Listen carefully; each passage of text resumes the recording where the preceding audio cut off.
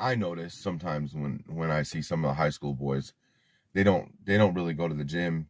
They're not really, it seems like a lot of them play video games and kind of, stay stuck in the house, and they're afraid to talk to girls. And there was a survey that was talking about teenage boys that get wrapped up in pornography, and the numbers are very high because they feel like if it's unsafe to try to get with these girls at school, then they're like, well, I'll just go use pornography and I won't even try anymore because there's no use in it.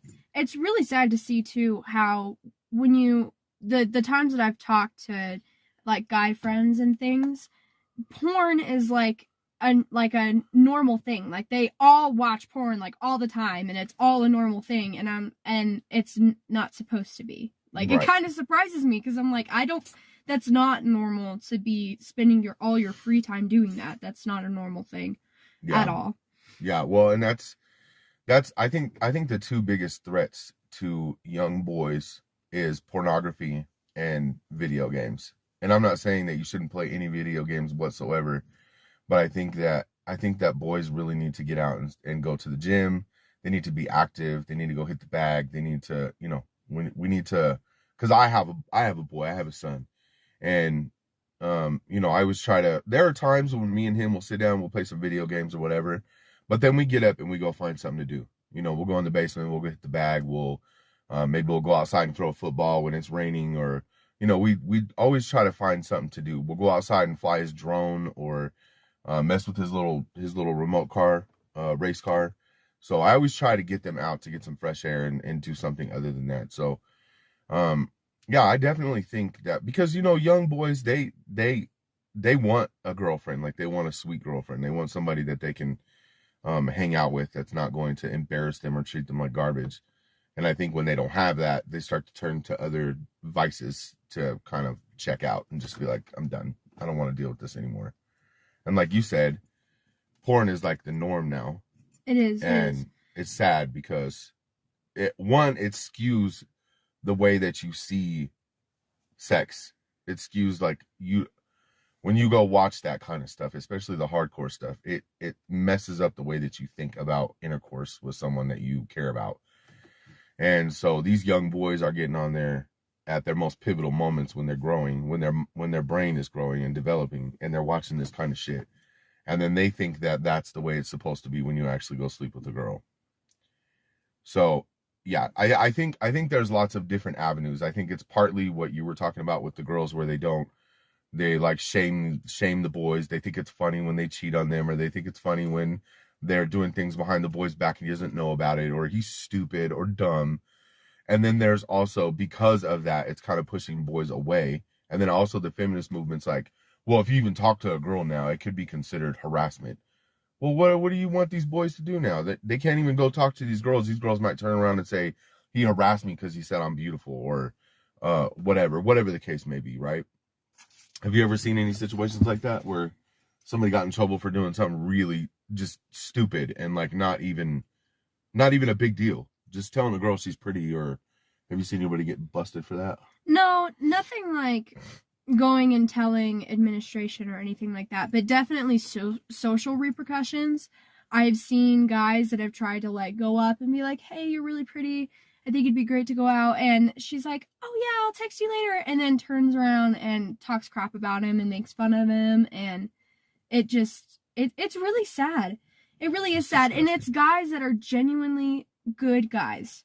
I've even seen in like relationships with some of my guy friends where the women will talk crap about their boyfriends in front of their boyfriends, like to their friends. Yeah. And it's so upsetting to me.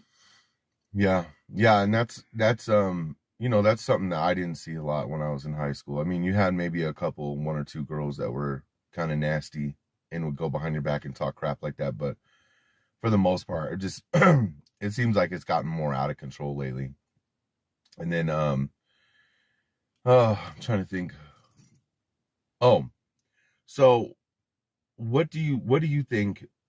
Because you had a father in your life, but not really too much of a mother, right? So what do you think the dynamic is on that? Do you think that, like, because there are some statistics that talk about single fathers raise children better than single mothers do. like, because the men are such a backbone in the family that usually there's not really any emotionally distraught kids that come out of a single father home, unless the father is just completely, you know, messed up, like he's beating the kids and being a drunk or whatever. Right. Excuse me, guys, I'm still sick, sorry.